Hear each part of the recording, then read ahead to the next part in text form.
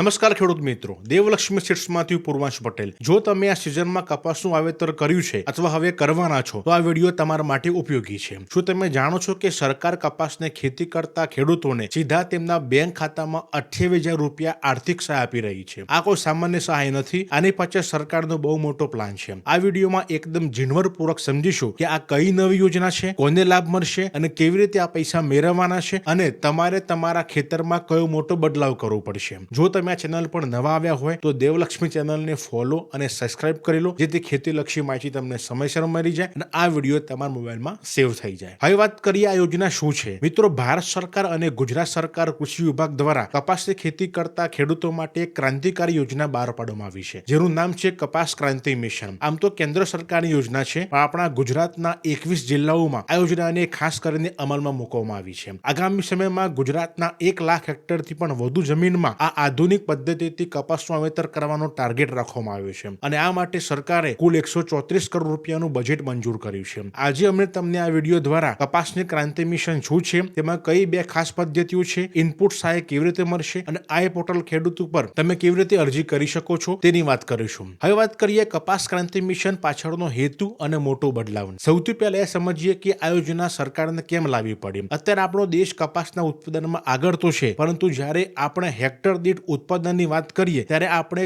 ચીન, Brazil, America જેવા દેશો કરતા ઘણા પાછળ છીએ. એક સંશોધન પ્રમાણે ચીનમાં જે હેક્ટર દીઠ કપાસ પાકે છે તેના કરતા આપણા દેશમાં લગભગ 30% જેટલું ઓછું ઉત્પાદન થાય છે. આનું મુખ્ય કારણ એ છે કે આપણે ત્યાં હજુ પણ પરંપરાગત અંતરે કપાસ વાવવામાં આવે છે. તેથી ઓછી જમીનમાં વૈજ્ઞાનિક પદ્ધતિનો ઉપયોગ કરીને વધુમાં વધુ કપાસનું ઉત્પાદન કેવી રીતે મેળવવું તે માટે આ કપાસ ક્રાંતિ મિશન 2026 થી 2031 સુધીના 5 વર્ષ ગાળા માટે લંબાવવામાં આવ્યું છે. હવે વાત કરીએ સહાય મેળવવા માટે 2 પદ્ધતિઓ અને નિયમોની. આ યોજના અંતર્ગત ખેડૂતોને 2 અલગ અલગ પદ્ધતિઓ પ્રમાણે સહાય આપવામાં આવે છે. તમારે સમજવું પડશે કે તમારા ખેતરમાં કઈ પદ્ધતિ અનુકૂળ છે. પહેલી પદ્ધતિ છે ક્લોઝર સ્પેસિંગ ટેકનોલોજી. સામાન્ય રીતે આપણે ત્યાં કપાસ વાવતી વખતે 2 લાઈન વચ્ચે 4 થી 5 ફૂટનું અંતર રાખવામાં આવે છે. પણ આ ટેકનોલોજીમાં સરકારે જે ચોક્કસ માપ નક્કી કર્યું છે તે છે 90 સેન્ટીમીટર ગુણ્યા 30 સેન્ટીમીટર. આનો સાદો અર્થ એ છે કે 2 ચાસ લાઈન વચ્ચેનું અંતર 90 સેન્ટીમીટર એટલે કે અંદાજે 3 ફૂટ રાખવાનું છે અને ચાસમાં 2 છોડ વચ્ચેનું અંતર માત્ર 30 સેન્ટીમીટર એટલે કે અંદાજે 1 ફૂટ રાખવાનું છે. જ્યારે તમે આટલા નજીક અંતરે કપાસનું વાવેતર કરો છો તો ફાયદો એ છે કે એક સરખી જમીનમાં છોડની સંખ્યા વધવાથી કુલ ઝીણવાની સંખ્યા વધે છે અને ઉત્પાદન સીધું ઊંચું જાય છે. આ પદ્ધતિથી કરશો તો સરકાર તમને પ્રતિ હેક્ટરે 14,000 રૂપિયાની ઇનપુટ સહાય આપશે. એક ખેડૂતને વધુમાં વધુ 2 હેક્ટરની મર્યાદામાં આ લાભ મળશે. એટલે કે જો તમારી પાસે 2 હેક્ટર પૂરતી જમીન હોય તો તમને પૂરા 28,000 રૂપિયા ઇનપુટ સહાય તમને મળવા પાત્ર છે. ઇનપુટ સહાય એટલે કે ખેતી માટે જરૂરી બિયારણ, ખાતર કે દવાઓ સ્વરૂપે આ સહાયનું આયોજન કરવામાં આવે છે. બીજી છે ઇન્ટિગ્રેટેડ ક્રોપ મેનેજમેન્ટ એટલે કે સંકલિત પાક વ્યવસ્થાપન. જે ખેડૂતે અંતર થોડું વધારે રાખવા માંગે છે તેમના માટે આ પદ્ધતિ છે. આ પદ્ધતિ માટે સરકારે જે માપ નક્કી કર્યું છે તે છે 90 સેન્ટીમીટર ગુણ્યા 60 સેન્ટીમીટર એટલે કે 2 લાઈન વચ્ચે 90 સેમી એટલે કે 3 ફૂટ અને 2 છોડ વચ્ચે 60 સેમી એટલે કે 2 ફૂટ અંતર રાખવાનું રહેશે. આમાં શરત એ છે કે તમારે વાવેતરની શરૂઆતથી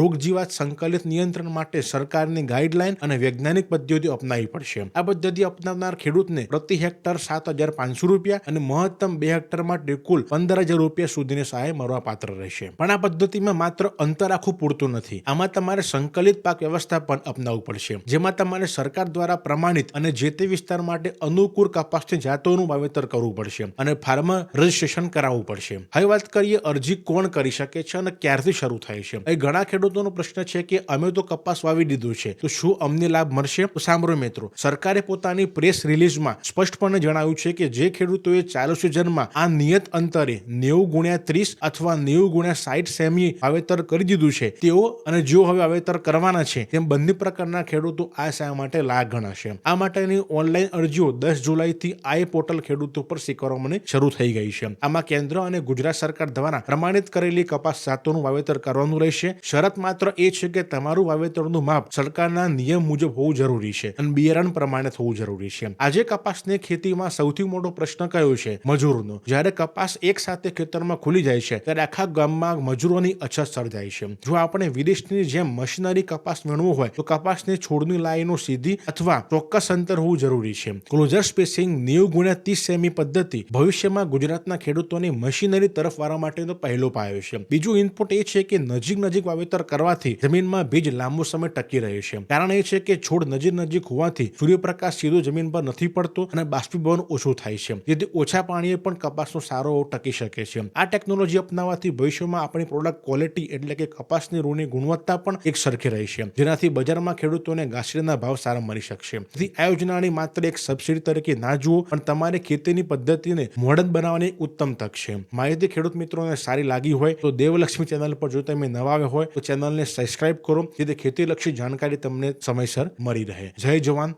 જય કિસાન.